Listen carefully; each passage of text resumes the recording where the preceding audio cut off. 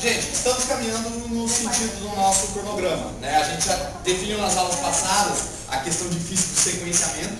Então a gente teve aquela primeira aula onde a gente definiu as predecessoras. Lembra o que eram as predecessoras? As atividades das quais esta atividade depende para que ela possa ser executada. Depois das predecessoras, a gente desenhou o diagrama de rede. O diagrama de rede na nossa próxima aula vai ser de grande ajuda.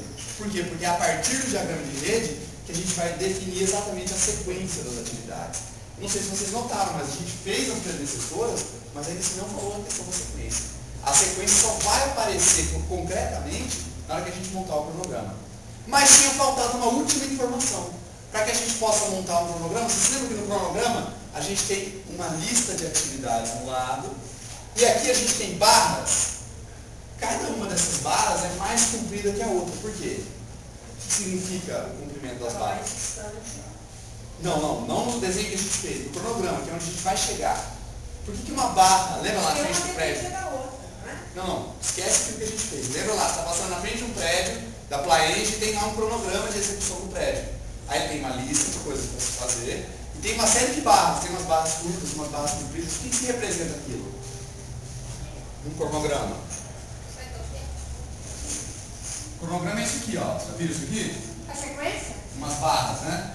Por que uma barra é mais comprida que a outra? Tem umas barras que são curtas. Essas barras significam a duração das atividades. Se eu tenho uma barra bem longa, é que aquela atividade tem uma duração também grande. Se ela é uma barra curta, é porque a duração dela é curta. Então, para que a gente possa montar o cronograma, essa última coluna da lista de atividades é o que ficou faltando, que é a duração das atividades. Então, hoje a nossa aula é exatamente a estimativa de duração das atividades. Nossa próxima aula, elaborar o cronograma. Aí a gente vai ter tudo na mão, vai sair o nosso cronograma filézinho, pode ter certeza. Então, pessoal, a gente vai estar naquele modelo ainda, né? Então, estimativa de duração das atividades. Entradas, ferramentas técnicas e saídas. Como entradas, para que eu possa fazer a estimativa de duração? Eu tenho a lista de atividades. Claro, eu tenho que saber quais são todas as atividades que eu vou fazer. Já temos nossa lista lá. Eu preciso saber as restrições e as premissas, principalmente as restrições, porque eu vou ter que saber qual é o limite máximo de duração que o meu projeto vai ter.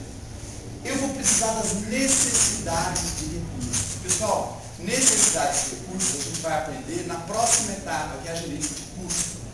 Mas só para vocês entenderem, toda atividade para ser executada precisa de recursos. Então eu preciso saber, para eu falar a duração de uma das atividades, quantos recursos eu tenho. Porque, por exemplo, eu tenho uma atividade aqui, aplicar questionário. Vamos dizer que eu tivesse que aplicar 100 questionários. Se eu souber que eu tenho uma pessoa disponível para fazer isso, eu vou demorar 30 dias. Se eu souber que eu tenho duas pessoas para fazer isso, eu sei que vou demorar 15 dias. Então, de acordo com a quantidade de recursos que eu tenho disponível, vai variar a duração da minha atividade. Concorda? Né? Uma pessoa, 30 dias. Duas pessoas, 15 dias. 4 pessoas, em 7 dias a gente termina. Tá? Então é importante conhecer qual é a necessidade de recursos que a gente tem. A gente aprende a fazer isso na gerência de custo. Depois tem essa palavrinha meio estranha aqui, a capabilidade dos recursos. Pessoal, capabilidade é a capacidade mais a habilidade. Não esquece esse conceito, capabilidade. E o que significa isso? Pessoal, eu tenho na minha empresa uma equipe de programadores. E eu tenho programadores que são programadores júnior, que é as pessoas que estão há menos de um ano na empresa. E eu tenho meus programadores sênior, que são as pessoas que estão acima de um ano de empresa. Vou perguntar sem vocês conhecerem muito o meu segmento. Vamos imaginar que eu tenho um site para fazer. Esse site eu sei por experiência que se eu passar para o meu programador master, ele vai demorar 15 dias para fazer. Se eu passar o mesmo site para o programador júnior, ele vai demorar a mesma coisa? Não. Por quê? Porque a experiência que ele vai adquirindo ao longo do tempo que ele trabalha naquela área permite com que ele tenha uma maior habilidade. Nesse caso, uma maior agilidade para fazer o projeto mais rápido. Então é muito importante que, além de eu saber quantos recursos eu tenho, eu saiba qual é a capacidade e habilidade dos recursos que eu tenho em mão.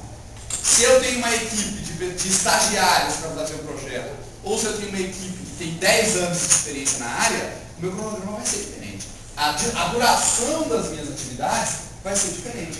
Por exemplo, eu coloquei aqui tabular dados, 3 dias. Mas se eu pegar uma pessoa que já tem experiência em tabulação, em meio dia ela termina a atividade. Então, além de saber a quantidade dos recursos, a gente precisa saber a capabilidade desses recursos. A gente vai detalhar melhor os recursos na gerência de custo. E por último, informações históricas. Pessoal, em projetos grandes, essas informações históricas são cruciais. Por quê? Porque imagina que a gente tem experiência em construção de prédios. Agora eu vou fazer um novo projeto da construção de um prédio. Imagina se eu tiver que pegar a minha lista e fazer a estimativa de todas as atividades necessárias para construir um prédio. 2.500 atividades. Claro que não. Eu posso pegar projetos anteriores. No projeto anterior eu vou saber certinho qual foi a minha estimativa de duração e quanto que efetivamente durou aquela atividade. E eu pego essas informações e coloco na minha nova lista de atividades. Então, assim, as informações históricas nesta etapa, tanto a etapa de definir as atividades quanto a etapa da duração das atividades, é muito importante. Você aproveita quase que integralmente a duração de projetos anteriores. Ah, mas mudou a equipe, etc. Aí você faz apenas os ajustes. É muito mais fácil fazer um Ctrl+C, Ctrl+V e adequar do que fazer toda a estimativa no começo novamente. No caso, a gente aqui vai fazer toda a estimativa no começo porque a gente não tem projetos anteriores. Mas vai ficar bem claro para vocês que quem está fazendo um projeto numa área que entende, a duração vai sair assim. Quem está fazendo um projeto numa área que às vezes não tem muita experiência, ninguém do grupo conhece, ou faltou a pessoa que entende mais o projeto, aí vai patinar um pouquinho mais, porque você não vai ter certeza de quanto que cada atividade vai durar. Então essas são as entradas.